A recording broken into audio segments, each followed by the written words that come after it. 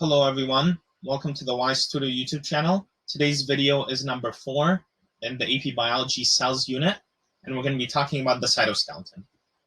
So the cytoskeleton is a series of filaments and proteins found in the cytoplasm of cells that aid with various processes around the cell and between organelles. And the cytoskeleton consists of these major structures here: the microfilaments, intermediate filaments, microtubules, centrioles, the extracellular matrix, which is outside the cell, and motor proteins. And here in green and red, you kind of see those filaments of various thicknesses in between cells and how they kind of interact in between cells and in the cytoplasm of each cell. So we'll be talking about those. Before we kind of get into the components, let me just tell you that you really don't need to know much about the cytoskeleton for AP Biology. I felt like in my year we didn't really get tested on it very frequently or at all, pretty much. But it's really good to know in case it does show up. It's part of the curriculum. Just take a note that this video was kind of simplified for the purposes of AP Biology. So these processes and these structures are actually a lot more complex than what we're going to be talking about.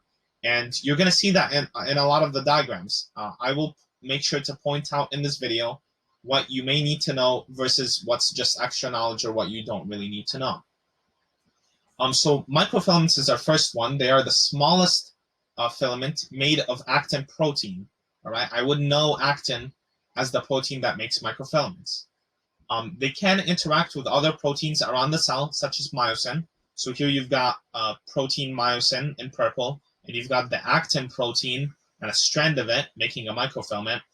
And so this actin-myosin interaction, where you see these myosin heads kind of bind to the actin cytoskeleton microfilaments, kind of causes muscle contraction. So this is an example of kind of a process that's we really need, and not just us humans, but a lot of animals also utilize muscle contraction. That's how we move.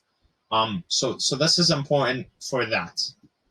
The intermediate filaments help to stabilize cell structure by resisting tension on cells, so they kind of give the cell more stability. And they're made from the keratin family of proteins. Here you see a micrograph here of an animal cell. You've got the nucleus and a keratin intermediate filament network. So you see they're all interconnected and go all throughout the cell.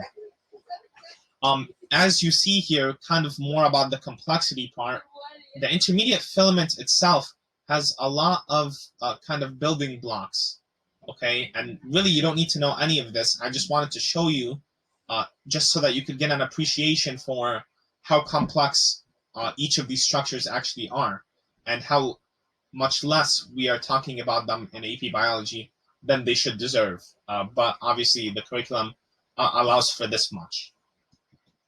The next one is microtubules. They act as roads for motor proteins. All right, and we'll talk about motor proteins later. And they're made from tubulin proteins. So microtubules from tubulin, that should be easy to remember.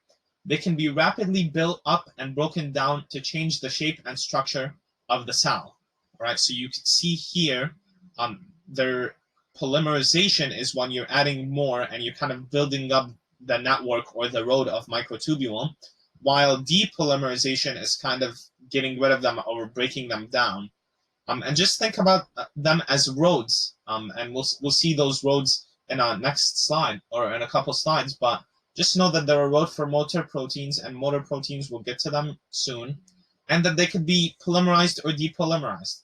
And here you see alpha and beta tubulin, again showing the complexity of these structures that we don't really cover in AP Biology. Here is the microtubule, of course. All right? Centrioles. Centrioles are only present in animal cells, okay? They form the mitotic spindle containing microtubule spindle fibers. Now, this is very, very important in mitosis, which we will talk about in AP Biology soon, and you will need to know centrioles.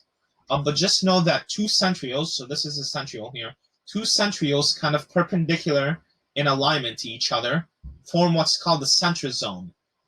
Now, two centrosomes kind of align on each side of a cell during mitosis, while the DNA or chromosomes kind of align in the middle, and they form this mitotic spindle of microtubules. So if you go back, the microtubules, they also play a role in mitosis. You see each one of these gray things is a microtubule, and the centrosome kind of helps form those microtubule networks and make what's called the mitotic spindle, which is what you see connecting the entire cell.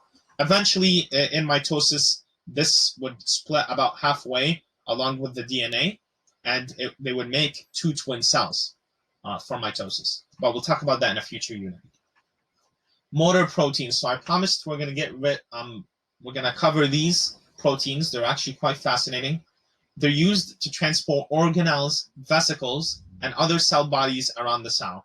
And we defined as vesicles in the last video as sacs carrying pretty much anything. They could be carrying proteins to be packaged or modified. They could be carrying waste product, whatever really. Vesicles are pretty much just defined as the sacs that carry things around the cell. All right. Motor proteins undergo reversible shape changes using ATP in order to transport these entities within cells. So they need energy to kind of transport or walk along microtubules. The two ones that you at least should be familiar with, you don't really need to memorize them, but you should be familiar with them, is dynein and kinesin. Now, I probably butchered that, but here in this diagram, you've got those two motor proteins. You've got the cargo. In this case, the cargo is, it could be an organelle, it could be a vesicle or another cell body. And then of course, you've got the microtubule that we already talked about. Now, here is actually kind of a clip from a video of a motor protein, all right? I don't know which one it is, but it is a motor protein. It's carrying some sort of blob or some sort of vesicle here, and it's carrying it and transporting it on the microtubule. And so if you want to search up the video called The Life Inside a Cell, it's really fascinating. You see this clip along with some other really interesting clips, and by the end of AP Biology, you'll actually be able to recognize a lot of the processes being pictured in the video. So it was a really fun thing for me to kind of do. Now we're talking about the extracellular matrix, all right? The extracellular matrix helps with cell adhesion in tissues. So tissues are composed of more than one cell stuck together. So this adhesion is kind of caused by the extracellular matrix. Now the extracellular matrix is basically a lot of fibrous proteins like collagen and glycoproteins that are floating outside the cell near the cell membrane. And they kind of help cells interact with each other, okay?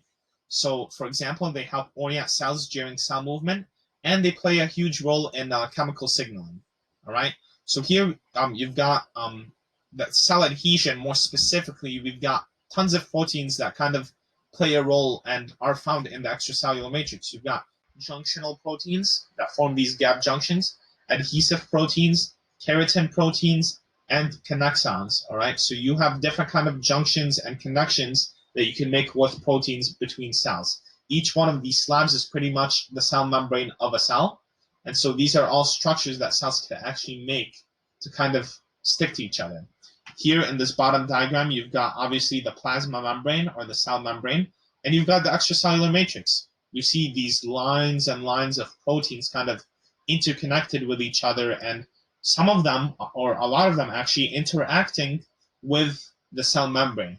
And we'll kind of talk about some of those interactions in our next video, which will be about the cell membrane specifically, and things like glycoproteins and glycolipids.